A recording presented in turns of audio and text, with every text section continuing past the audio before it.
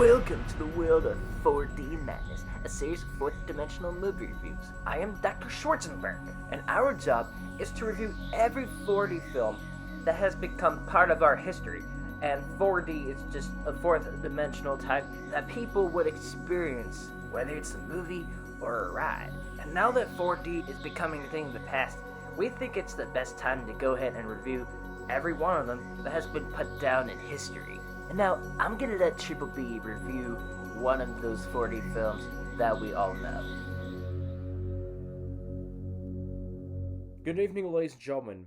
This is Byron once again, and welcome to another episode and another movie review of 4D Madness. And tonight, in this 4D movie review, I'll be doing a review on one of the attractions that is now defunct. Now, before I review the attraction that I'm about to confirm, oh, and ignore these blisters that I have.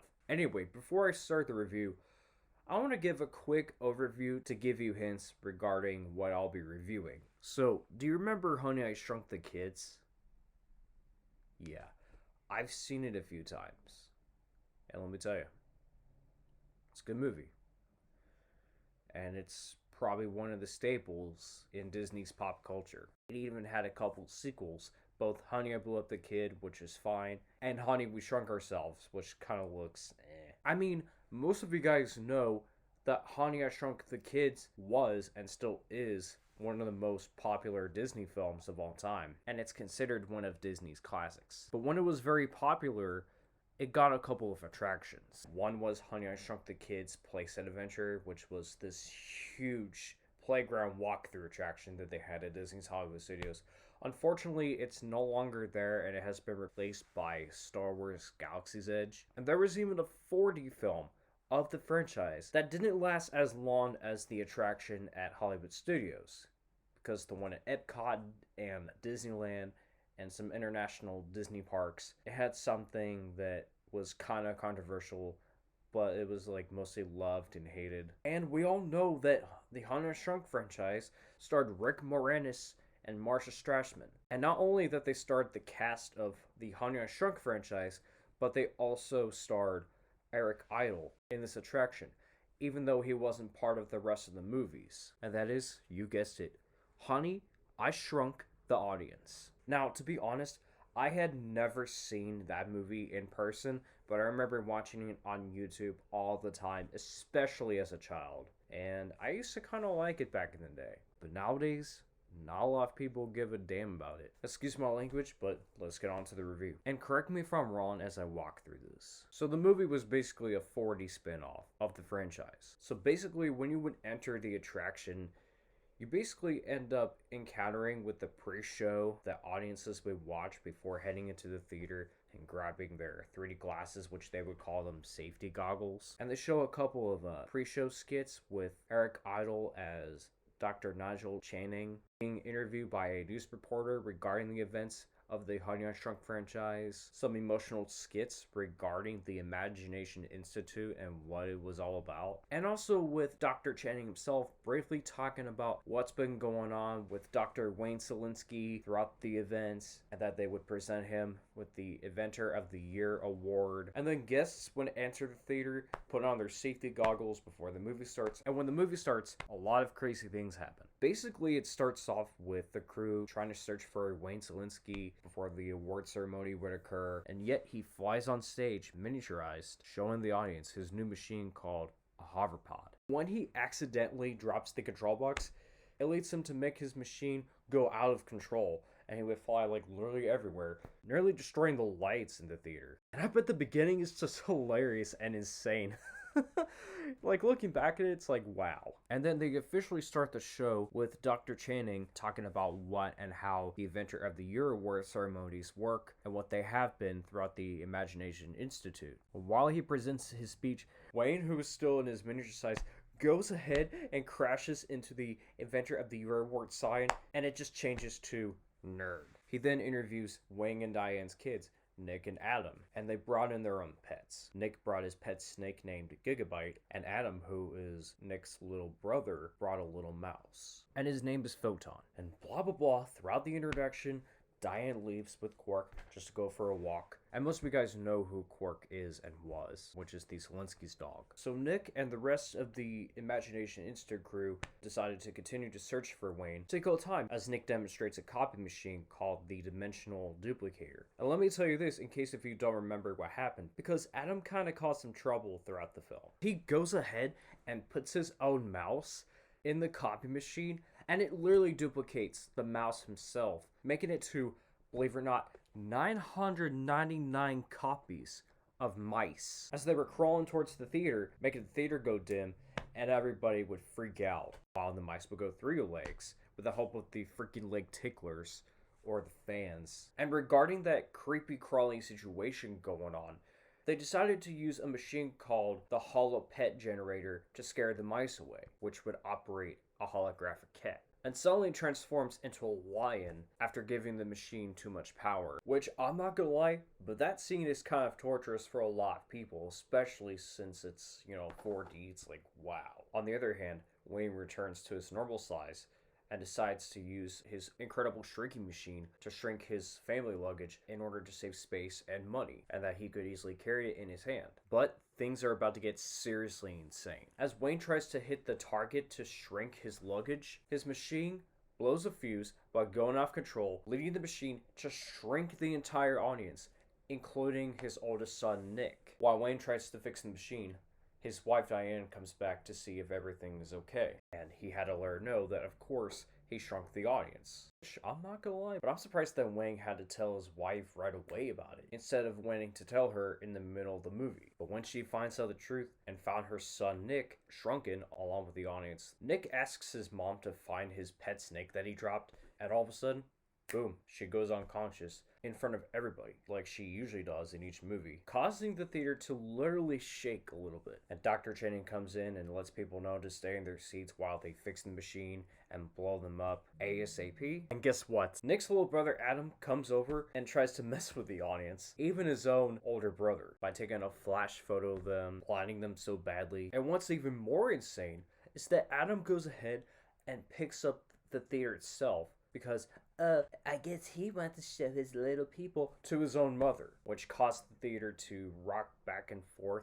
It was part of the special effect that they had in the theater, and he anonymously carried the theater itself, including his brother, around the open house. A lot of people around the open house got really concerned, including his mother, especially Dr. Channing, and told him to be really careful by putting them back to where they were and to drop them gently. Again, I'm really surprised that Adam can carry something really heavy. It's like, that's just impossible for a little kid, especially for a 5-year-old that doesn't know better. Chill. And then Nick's pet snake, Gigabyte, shows up, and what suddenly happens is that he goes ahead and gives this loud hissing scream in front of the audience, scaring the living hell out of almost everyone, until Quark scares him away, which was like a quick torture and then a quick relief. But hey, at least Diane and Adam kind of showed up and just checked on Nick for a little bit, saying, well, hey, guess what? No one's gonna invite us anywhere, and all that crap. But Wayne finally fixes the machine and blows up the entire audience back to their normal size, including Nick. And we kind of got a little bit of a happy ending with Wayne getting his award and presenting his speech. And while he was in the middle of his speech, Nick had to abruptly interrupt him to let him know another situation that is a huge deal. Which turns out that he accidentally blew up the dog, which is Quark, who was accidentally affected by the beam as he ran backstage, coming back to his ginormous size. And as the curtains close, Quark walks towards the audience, and guess what he suddenly did? He went ahead and literally sneezed in front of the audience with the help of the water mist involved, creating that weird finale. And as you finally exit the theater, drop off the safety goggles, you would end up hearing the cast and crew dealing with a large dog creating some havoc backstage. So yeah, that's basically the plot of the attraction. Okay, there is a lot that I want to explain. So I'm not gonna lie, but kind of like It's Tough to Be a Bug, almost everything in that film was messed up. I mean, it makes sense since it's called Honey, I Shrunk the Audience, but with the rest of it, it looked kind of considered torturous, with the 4D show itself just trying to give some weird type of entertainment to people that are not really gonna care for, even though we have a lot of people enjoying it because, hey, You know, we're Disney fans, and a lot of people enjoy the Honey I Shrunk the franchise as much as I did. But you know, even though I didn't watch the movie until I was like probably 11 or 12, which by the way, I'm referring to Honey I Shrunk the Kids, and they literally tricked you with almost everything. And I'll explain the rest of it later. Now, I want to talk about some of the only good things that they have in the attraction. I mean, literally what they had. So what they had is something called the floor movement, where the floor would just either rock or shake when Adam carried the theater and when Diane fell in front of everyone. And I'll have to admit, I think it's very cool. But it's actually a cool fact to learn about. To learn about the fact that they have the floor movement that will just kind of shake a bit with with the floor within the entire theater, just shaking along. Like, I think that's a really cool effect that they've done. And they have a good cast of certain people that portray the characters, both old and new, with some screwed up shit. I personally don't think that it's a great thing to build an experience like that, with some of the weird effects involved, including the leg ticklers. I mean, I would have to exclude the wire spray, but like for the end part, I would kind of have to consider that. But it's like it's kind of weird. Same thing with the leg ticklers going off like in the dark. It's like, okay, what in the world? I mean, they used them at the right time and for each appropriate scene, but with those effects being used, including the 3D graphics, to torture the audience, well, I would actually say that those are just torturous moments, including some that traumatize children. And when they call their 3D glasses safety goggles, they don't really look like safety goggles after all. They just look like regular glasses. Now, I don't know about you, but I have a feeling that they kind of called them the safety goggles just to trick them into wearing them. Because, the movie isn't 3D. Well, it was, but yeah. But they basically wanted to give you something that was required and as part of the film. Even though the scientific stuff, like the lasers and beams going around and such, and with the plasma coming around, I bet that those were never felt during the movie. Let me put my cone up real quick. But anyways, there were some logical problems in the film, other than the look and the style of the safety goggles that they had. One, when they had the attraction operating in person, they made it too loud for some parts and too dark for one part, where the mice ran through the theater and when the snake was coming at you. It's like, okay, I'm not gonna lie, but it didn't need to be at an IMAX level, like it's a sensory overload. Even though that I'm not really hypersensitive to the loud sounds as I used to be, especially with the darkness, but still, even though it's 4D, but still, you got kids in the theater, and some of those torturous moments that I talked about were literally nothing but fear factors. For two, they made some sort of camera trick to make the audience feel like that they shrunk. And when Dr. Nigel Channing was like, hey, otherwise the exits won't line them up, like, it's like, okay, first of all, it was just literally a movie, and if you look at, like, the outside itself, and if you literally leave during that scene, you can tell that the exits could be lined up. It's like, okay, like, really, like, they're literally lined up. That's whatever that camera trick is, it was just nothing but a lie. Hell, this is why I don't let the Disney magic fool me. For three, when the entire audience was shrunken, along with Nick, they only had him on screen instead of a live actor being on stage, interacting with the audience while being small. It's like, okay, since they have that mini stage for the attraction, and since Nick was just only in the film and not like outside of the screen, then why couldn't they use a live actor to take over that? Like, literally in person. I mean, they could have hired a couple of men throughout the attraction's run to portray Nick Solinsky as a bit of a live stunt performer. It's like, why the hell couldn't they do that? It would have made more sense and it would have looked even more real. And four, I know it's a short film, but some of the scenes were a little too hasty, and some of the 3D graphics that they have, with the lion coming right at you and trying to get you at your face, including the snake and the dog. Like, with those little graphic jump scares, it almost made it look like Son of the Mask. Now, don't get me wrong. I know that Honey I Shrunk the Audience came out before Son of the Mask. I was only saying that it kind of looks like Son of the Mask because of some of the graphics so close to the camera, and they're like way too close to the audience. Even if they look like that they're interacting real life audience, but still, I generally think it's too much for a lot of people. Like, who wants to get scratched at, shrunken, or scramped by a bunch of 3D graphics? And what's even more screwed up is that when Dr. Channing says, "Bye everyone, we'll see you again next year," like, let's say for example, If you come back the next year just to watch the same movie, you're following the same story, and that gets really annoying. I just hate the over and over thing that they have in most films. Like, it's just ridiculous. I mean, nothing else happens after that. Which, I mean, it's sad, but unfortunately, it's true. That's actually the fifth problem that I want to point out. Oh, and here's the fun fact. It was originally going to be called Honey, I Shrunk the Theater when it was being in development in late 93, but they later changed the name to Honey, I Shrunk the Audience since it was related to that. And they've made this attraction to get rid of Captain EO, which I thought it was a very petty decision of them to go ahead and do so, but by doing that, like, that was just not kind of cool at all. They never renovated the theater into anything else after Honey, I Shrunk the Audience's run. It was like, why couldn't they do that, especially for the Captain EO tribute? And when they closed the attraction down at all Disney parks, they thought it was gonna be temporarily when they had Captain EO to return. But it turns out that it wasn't true. When Disney got rid of Honey, I Shrunk the Audience as a whole in 2010, it was like a relief for a lot of people. And I'm not gonna lie, but that attraction needed to go. And people were like, oh, it's very similar to Muppet Vision 3D, but weirder. I mean, yeah, I get it, but guess what? It was nothing like Muppet Vision 3D, because there is a difference between that film and Honey, I Shrunk the Audience, which did appeal to some fans. It even went through several name changes internationally. Like in Japan, they called it Micro Adventure, and in France, they would call it Chérie, je retrace le public. Okay, I'm not really good at speaking French, but that's the name of it in French. Still, I honestly don't know why that this movie exists.